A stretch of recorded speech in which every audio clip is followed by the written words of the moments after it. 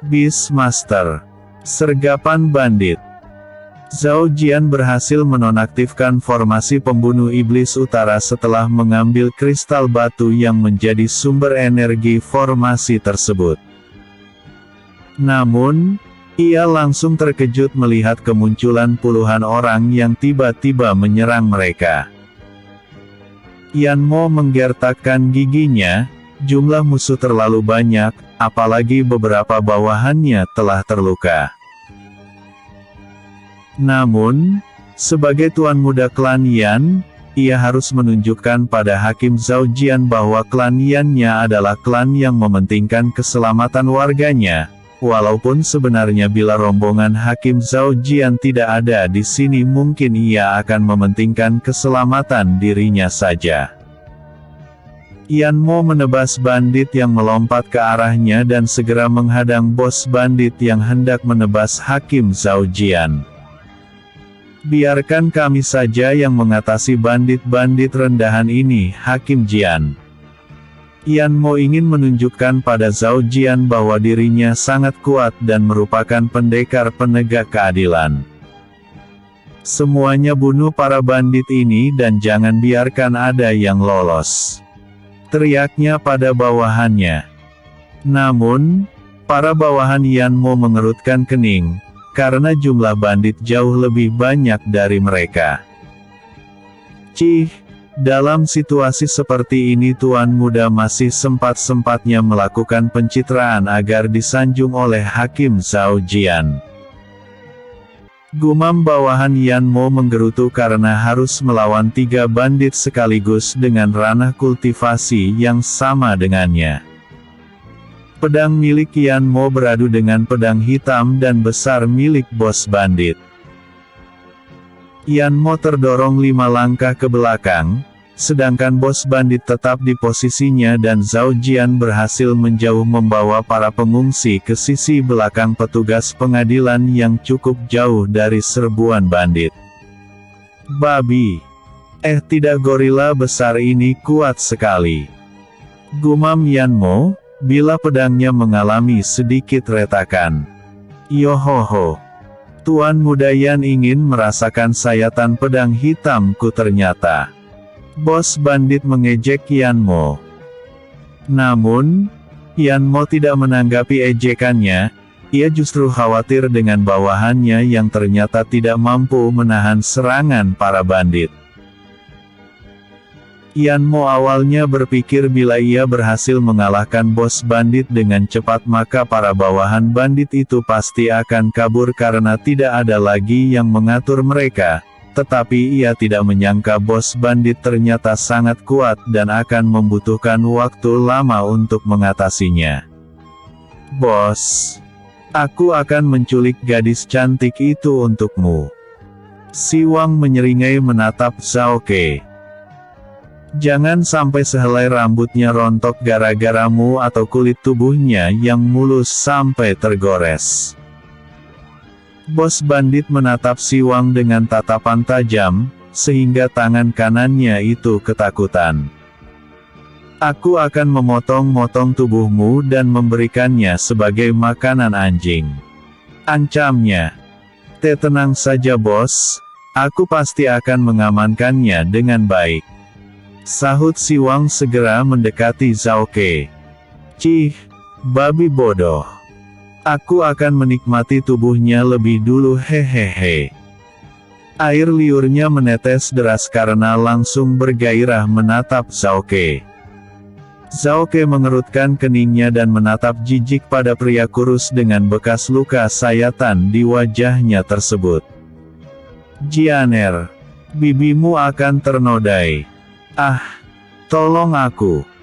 Dia berpura-pura tidak berdaya karena harus menggendong Qingqing. Zhao Jian ingin membantunya melawan bandit tersebut, tetapi tiba-tiba bis ulat ungu dan bis rubah dengan simbol bulan sabit di keningnya keluar dari kantung penyimpanannya.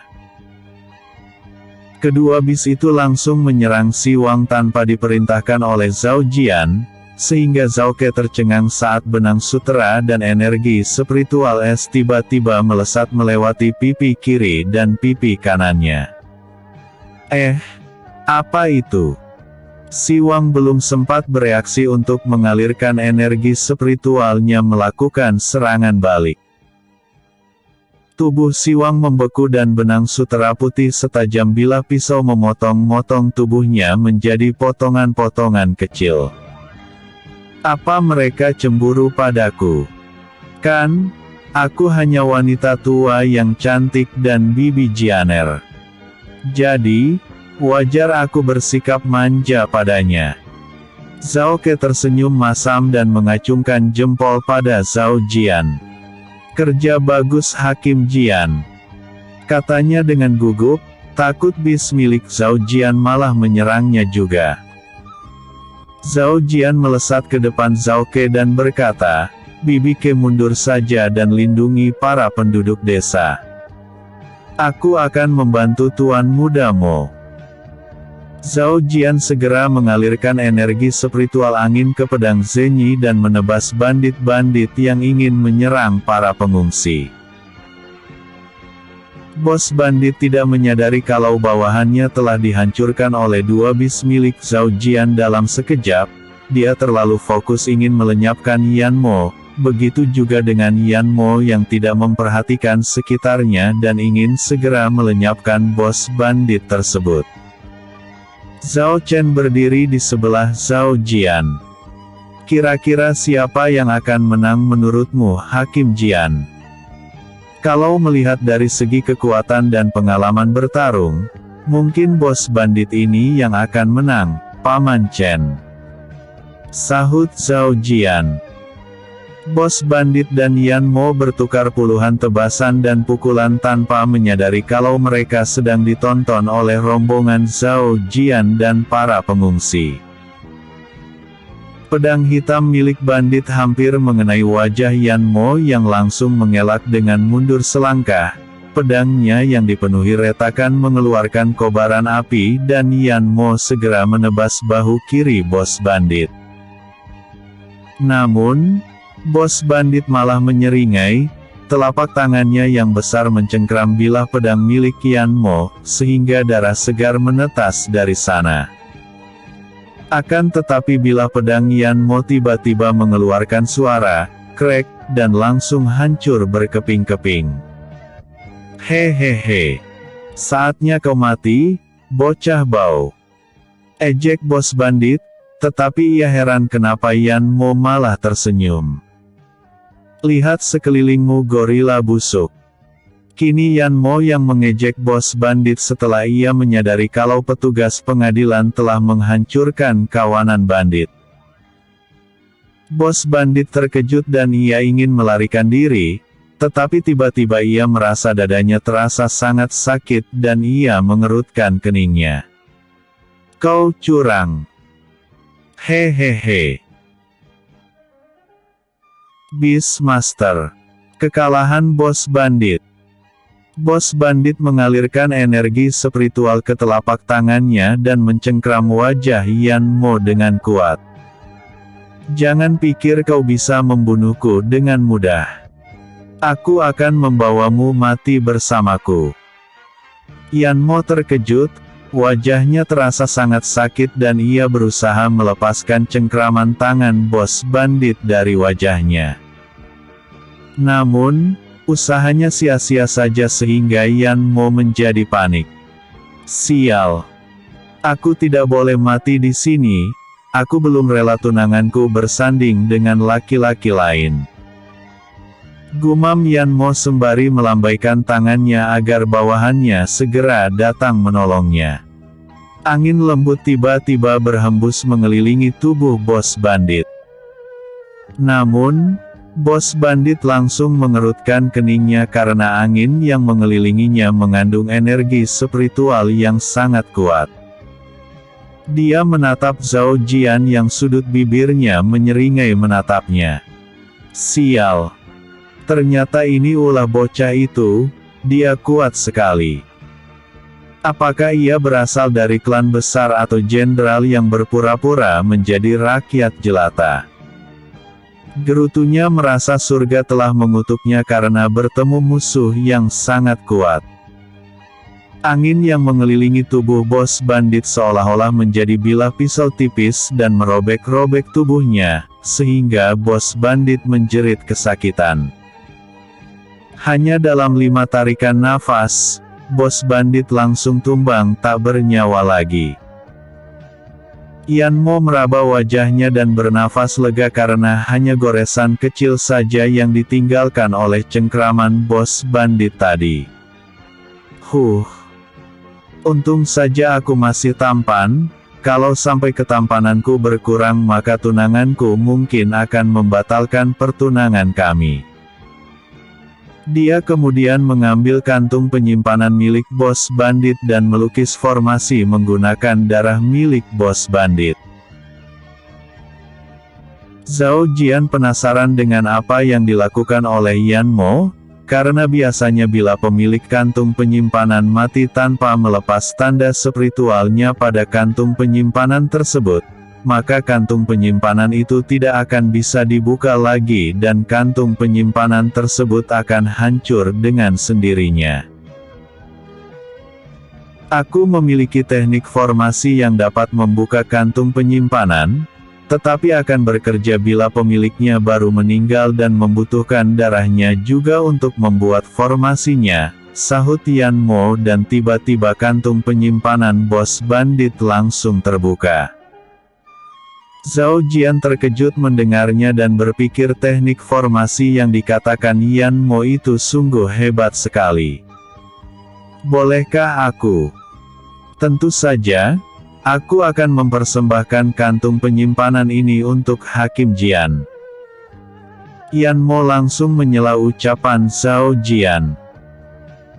Dia berpikir bila ia menyuap Zhao Jian maka hakim dari ibu kota kerajaan tersebut akan berhutang budi padanya dan bila suatu hari nanti ia dalam masalah maka Zhao Jian pasti akan membantunya. Bukan ini maksudku Tuan Muda Mo, sahut Zhao Jian sehingga Yanmo langsung tersenyum masam. Maksudku adalah bolehkan aku melatih teknik formasi membuka kantung penyimpanan itu. Ternyata begitu, hahaha. Tentu dengan senang hati aku akan mengajari Hakim Jian. Yanmo berpikir mengajari Zhao Jian teknik formasi membuka kantung penyimpanan termasuk hutang budi juga dan ia hendak mengambil kembali kantung penyimpanan di tangan Zhao Jian, tetapi Zhao Jian malah menyimpannya. Bukankah kamu tidak menginginkan, dasar hakim serakah? Yanmo menggerutu dalam hatinya. Ini akan menjadi barang bukti yang akan diserahkan pada pengadilan. Zhao Jian memberi penjelasan agar tidak ada yang mengira ia menggelapkan barang bukti, padahal ia adalah hakim paling tidak bisa disuap dan anti korupsi sekerajaan Zhao. Yanmo hanya menganggukkan kepala sembari tersenyum dan juga terkejut karena baru kali ini melihat hakim yang tidak tertarik dengan harta rampasan yang biasanya akan diperebutkan. Dia kemudian berpikir mungkin gara-gara Zhao Jian berasal dari klan Zhao, sehingga ia tidak kekurangan harta makanya ia bekerja sesuai dengan aturan yang berlaku. Sekarang kuda-kuda dan gerbong kereta kuda kita telah hancur, maka sekarang kita akan berjalan kaki menuju kota Lingqi. Kita akan membutuhkan waktu lebih lama untuk sampai di sana, tetapi kalian tidak perlu khawatir karena kita dilindungi oleh petugas pengadilan dari ibu kota. Yanmo memuji rombongan Zhao Jian agar mereka terkesan dengan loyalitasnya pada kerajaan.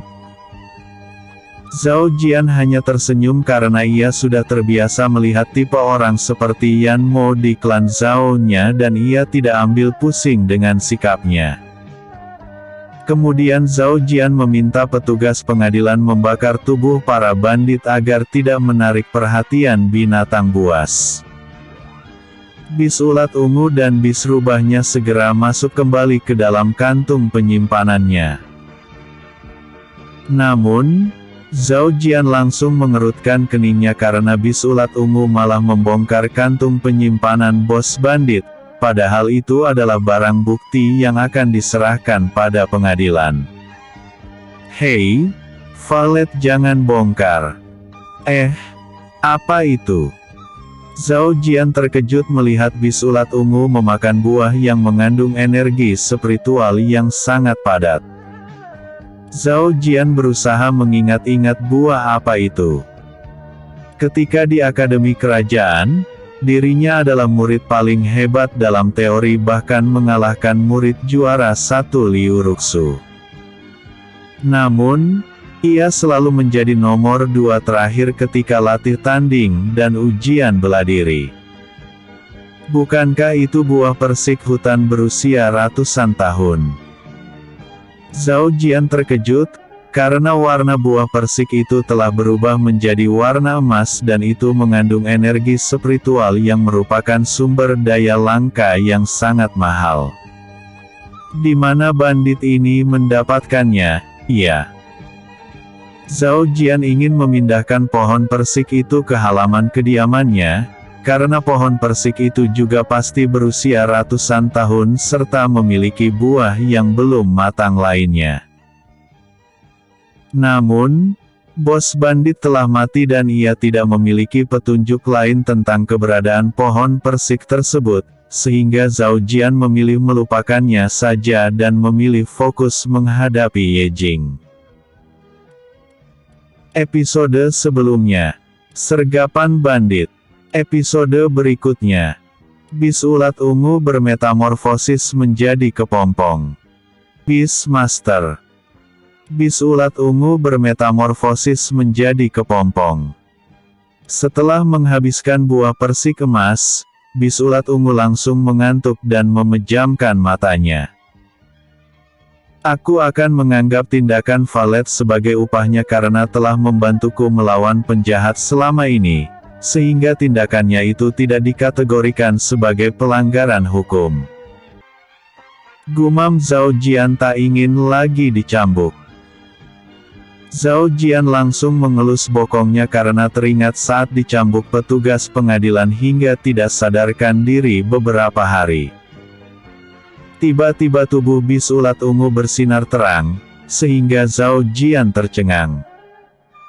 Valet menerobos lagi. Namun, tubuh Valet malah dilapisi energi spiritual yang sangat padat yang langsung membeku. Dia memasuki fase metamorfosis menjadi kepompong. Bis ulat ungu tidak akan bisa keluar lagi dari kantung penyimpanan Zhao Jian walaupun basis kultivasinya telah naik ke ranah Jiesu. Dia baru keluar ketika masa evolusinya berhasil menjadi bis kupu-kupu. Zhao Jian tersenyum bahagia karena setelah bis ulat ungu menjadi bis kupu-kupu maka tidak ada lagi ahli bela diri yang dapat mengalahkannya. Dengan kata lain dirinya adalah ahli bela diri terkuat di kerajaan Zhao. Ada apa Hakim Jian? Kenapa Anda senyum-senyum sendiri? Apakah ada sesuatu yang lucu pada diriku? Yan Mo memeriksa tubuhnya. Dia terus menempel pada Zhao Jian dan bertindak seperti tangan kanannya saja, karena ia ingin menunjukkan pada petinggi klan Yan nanti bahwa dirinya adalah teman baik hakim dari ibu kota. Ah, tidak ada. Aku hanya melamun sesuatu lucu saja. Zhao Jian berkilah. Yan Yuan dan Yan Kai terkejut melihat rombongan pengungsi kini malah berjalan kaki, padahal mereka telah mengamankan jalur celah sempit dua gunung tadi.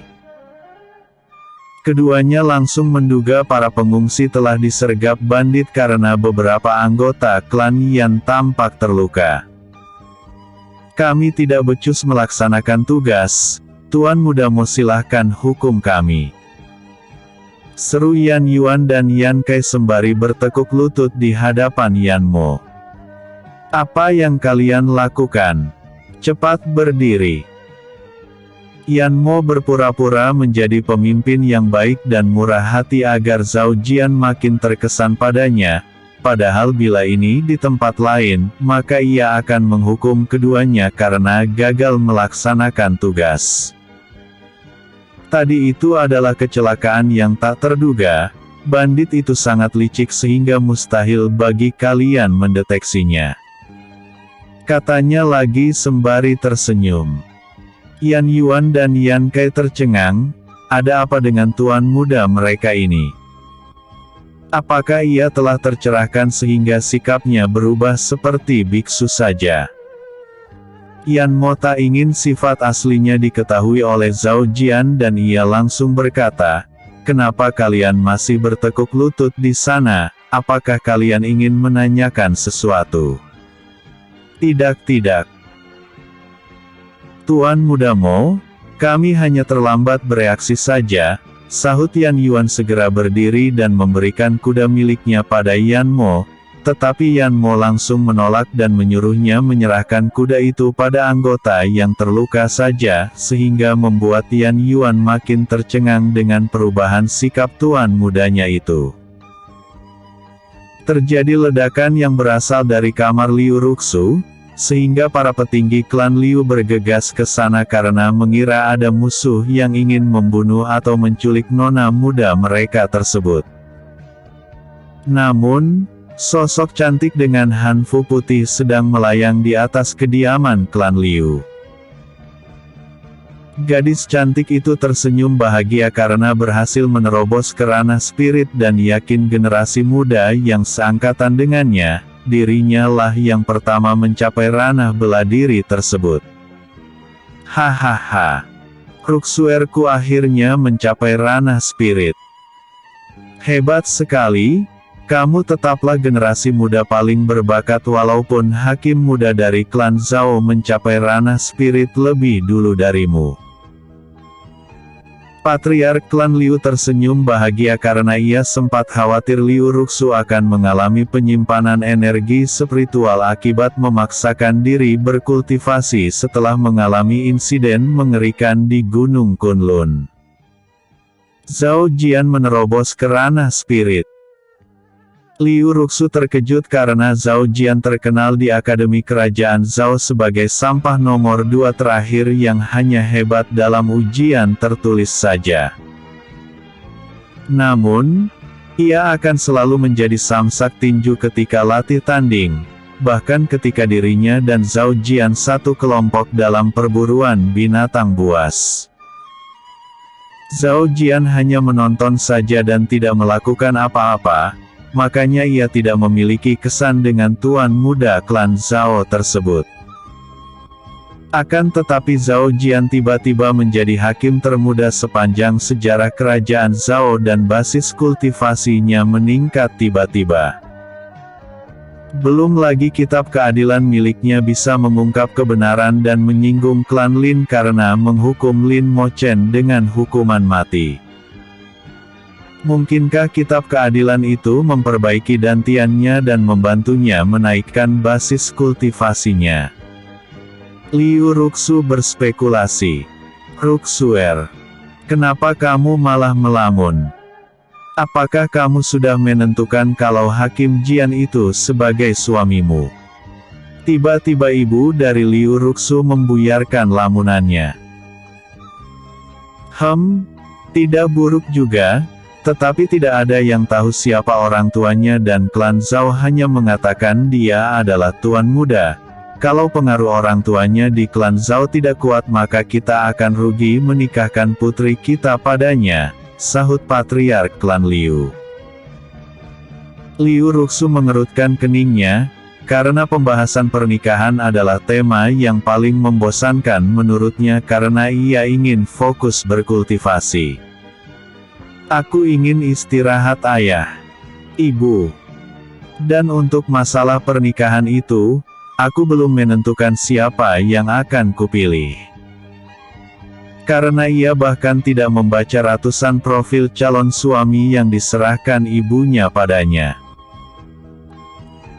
Episode sebelumnya, kekalahan bos bandit. Episode berikutnya, Kota Lingqi. Patriark klan Liu tersenyum masam mendengar ucapan Liu Ruxu. Dia menjadi khawatir, menantu seperti apa yang akan dipilih oleh Liu Ruxu nanti. Jangan terlalu diambil hati, Ruxuer kita pasti akan memilih tuan muda dari salah satu 3 klan besar nanti. Ibu Liu Ruxu menghibur patriark klan Liu yang tampak khawatir Liu Ruxu malah memilih pria dari klan kecil nanti, sehingga tidak mendatangkan manfaat pada klan Liu-nya. Liu Ruxu merebahkan diri di atas ranjang kamar tamu karena ia telah merusak kamarnya akibat terlalu bahagia, menerobos ke ranah spirit dan menyangka generasi muda seangkatan dengannya, dirinya lah yang pertama yang mencapai ranah spirit. Namun, tak ada yang menyangka pemuda lemah seperti Zhao Jian tiba-tiba menunjukkan taringnya dan menaikkan basis kultivasinya dengan drastis hanya dalam beberapa bulan saja. Kalau dipikir-pikir punggung pemuda yang menyelamatkan aku di Gunung Kunlun itu mirip dengan Zhao Jian. Apakah dia yang menyelamatkan aku? Liu Ruxu menduga-duga. Itu tidak mungkin karena ia masih di penjara saat kejadian itu dan tidak mungkin ia melarikan diri dari penjara bawah tanah yang memiliki penjagaan yang sangat ketat. Tapi siapa pemuda itu? Kenapa aku memikirkannya? Apa aku jatuh cinta padanya? Wajah Liu Ruxu memerah dan membenamkan wajahnya ke bantal empuknya. Entah kenapa ia selalu memikirkan pemuda misterius itu dan berharap bertemu lagi dengannya. Bahkan ia berpikiran untuk kabur bersama dengannya untuk menghindari pernikahan politiknya. Kita sudah sampai ke kota Lingqi, Hakim Jian. Seru Yan Mo membuyarkan lamunan Zhao Jian yang tiba-tiba teringat saat ia menjalankan misi bersama Liu Ruxu dan secara tidak sengaja ia melihat gadis tercantik di akademi kerajaan Zhao itu sedang mandi di telaga kecil. Zhao Jian terkejut dan hendak kabur, tetapi karena penasaran dengan penampilan Liu Ruxu tanpa mengenakan sehelai benang pun yang menutupi tubuhnya, Zhao Jian memutuskan mengintipnya. Namun, gara-gara itulah kitab keadilan membuatnya dicambuk hingga pingsan beberapa hari. Kenapa aku mengingat hal memalukan itu? Gumam Zhao Jian menoleh ke arah Yan Mo. Hakim Jian. Anda mimisan. Yan Mo panik dan mengeluarkan sapu tangan bermotif bunga mawar. Aduh, kenapa aku malah mengeluarkan yang ini? Gumamnya karena sapu tangan tersebut adalah pemberian tunangannya dan ia memperlakukannya layaknya harta karun, bahkan ia belum pernah menggunakannya. Zhao Jian segera menyeka darah yang keluar dari hidungnya dengan sapu tangan milik Yan Mo. Sepertinya ini sapu tangan yang baru, maaf Tuan Muda Mo.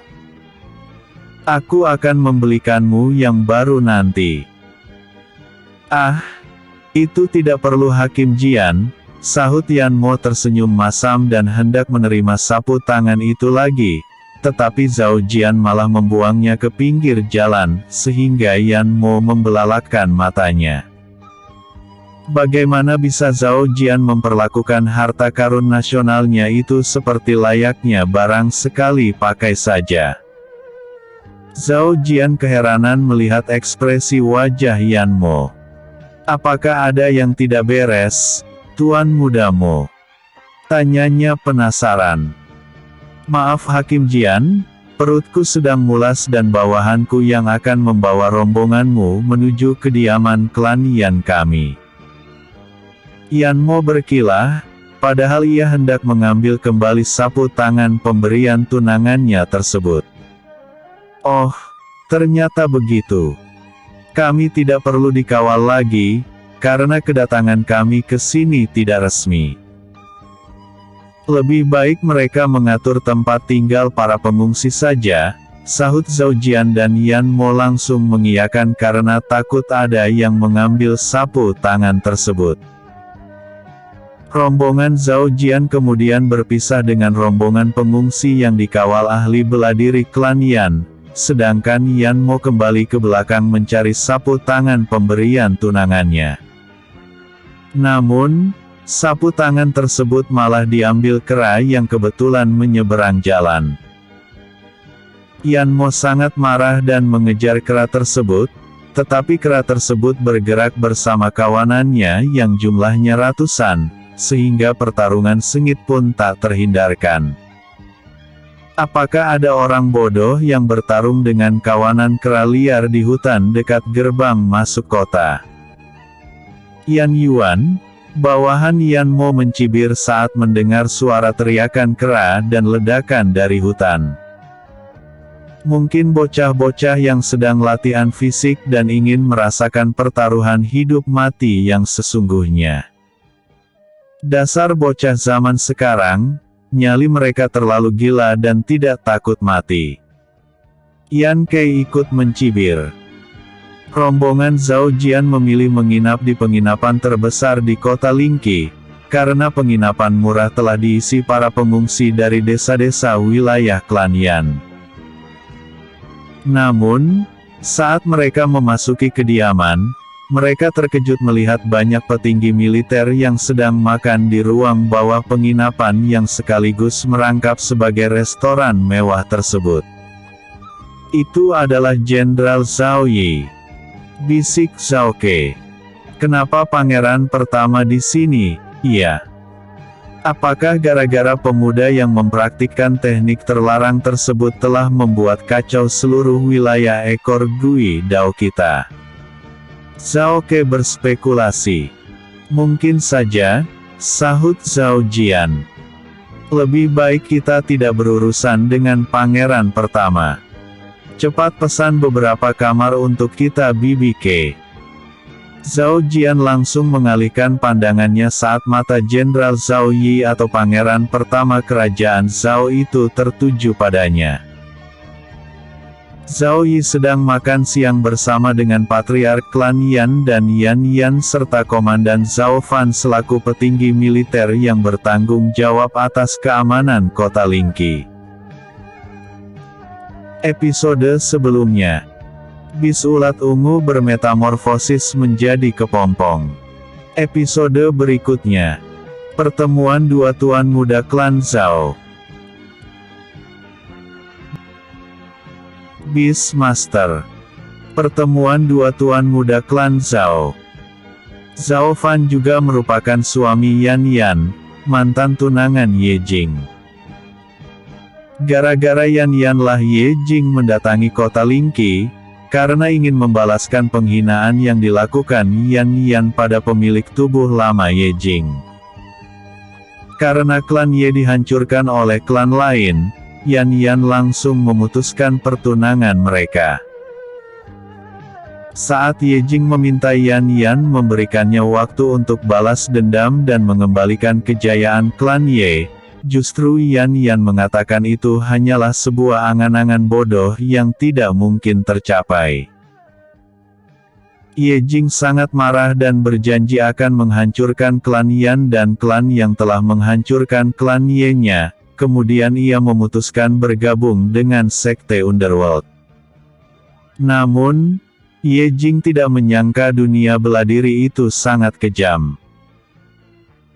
Dirinya justru mendapatkan penindasan oleh senior-seniornya di sekte Underworld sehingga ia mati dan jiwa Ye Jing dari dunia Tianlong menggantikan posisinya sebagai Ye Jing serta berjanji akan membalaskan dendamnya sebagai ungkapan terima kasih karena telah mendapatkan tubuh baru. Apakah Jenderal Yi mengenali pemuda itu?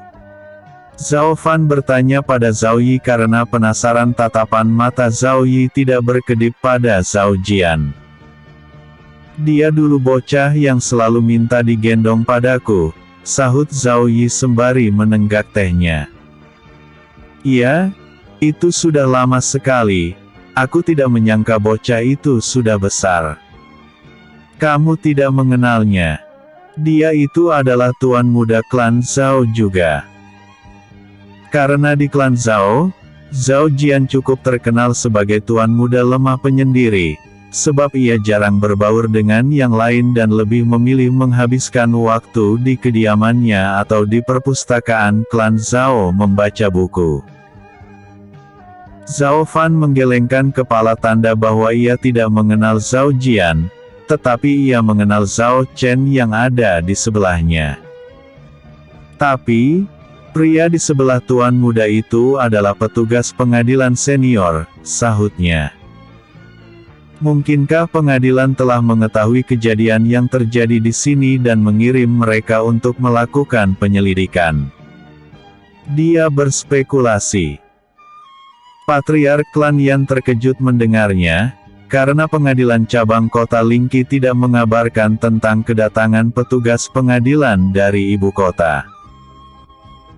Biarkan saja mereka melakukan urusan mereka, lebih baik kalian tidak menyinggung mereka karena Patriark Huan Taiji, Komandan Zhao Meng dan Hakim Zhao Qihan telah dieksekusi mati oleh mereka. Zhao Yi berkata dengan santai. Ia tidak memperhatikan rahang Patriark klan Yan hampir jatuh saking terkejutnya. Zhao Fan mau tak mau juga ketakutan, apakah dirinya sedang ditargetkan oleh mereka. Tetapi seharusnya mereka melakukan persidangan di ibu kota, kenapa mereka malah melakukan eksekusi langsung? Dia penasaran. Pemuda itu adalah hakim muda yang wewenangnya langsung di bawah Raja Zhao Tian, sahut Zhao Yi. Dia juga terkejut saat Raja Zhao Tian menceritakan tentang Zhao Jian yang menjadi hakim dengan kitab keadilannya, yang dapat mengungkapkan kebenaran.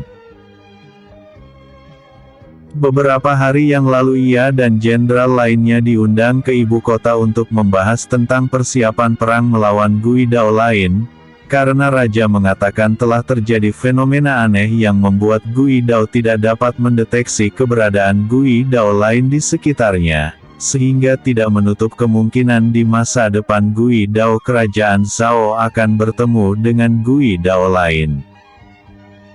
Bila hal itu terjadi maka perang antar Gui Dao tidak akan bisa dielakkan dan Gui Dao yang kalah akan dilahap Gui Dao yang menang, untuk memperbesar Gui Dao pemenangnya.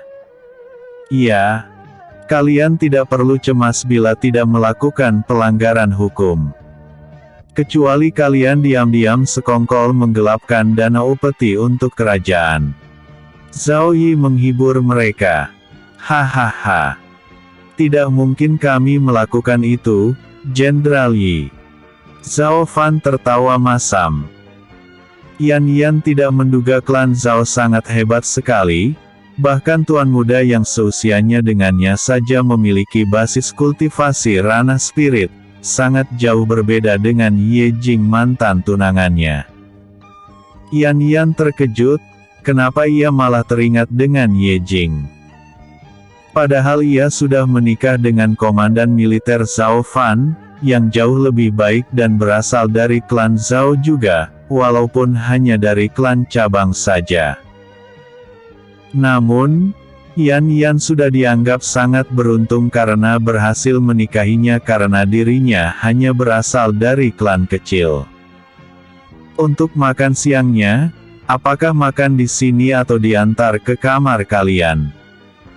Wanita cantik pelayan penginapan bertanya dengan senyum cerah. Kirim ke kamar kami saja, sahut Zhao Ke karena ia tahu Zhao Jian tidak ingin bertemu dengan pangeran pertama. Kalau begitu, biaya tambahan 1 keping perak, iya. Wanita cantik itu segera menyerahkan 7 kunci kamar. Zhao Ke ingin menangis saat membayar biaya tambahan tersebut, karena sebelumnya ia sudah membayar biaya kamar sebesar 1 keping emas dan petugas pengadilan lainnya malah berpura-pura tidak mendengar ucapan pelayan penginapan, sedangkan Zhao Jian tidak bisa diharapkan karena ia selalu menghamburkan uangnya untuk membeli sumber daya, makanan bis ulat ungunya. Awas kalian! Nanti saat kembali ke ibu kota, Aku akan menagih biaya perjalanan ini 2 kali lipat pada kalian. Tersenyumlah sebelum kalian akan tersenyum masam nantinya.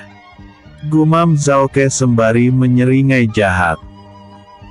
Bukit yang berada di perbatasan antara wilayah klan Huang dan klan Yan tiba-tiba hancur berkeping-keping, kemudian sosok tampan keluar dari sana. Hehehe. Energi spiritual yang sangat berlimpah. Namun, sayang sekali belum cukup untuk menerobos ke ranah Tianzun.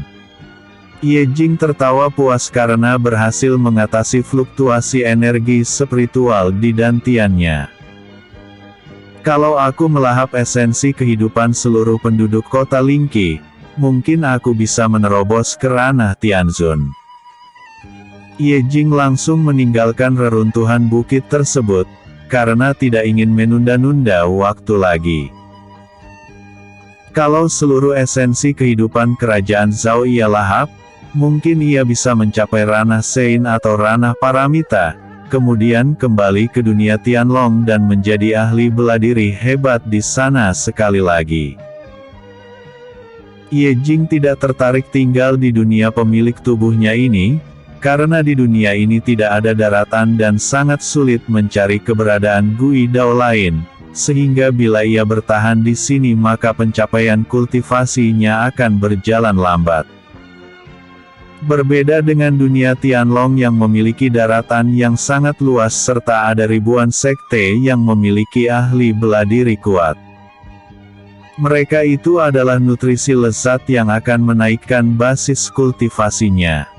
Membayangkannya saja, hati Ye Jing sudah senang. Namun, tiba-tiba ia menyadari sesuatu yang salah. Kenapa desa-desa yang ia lalui kosong? Apakah keberadaannya sudah diketahui? Namun, Ye Jing malah senang karena mangsanya berkumpul di kandang, sehingga ia tidak perlu lagi berburu mangsa. Episode sebelumnya, Kota Lingqi. Episode berikutnya, Yan Mo mendatangi Zhao Jian ke penginapan.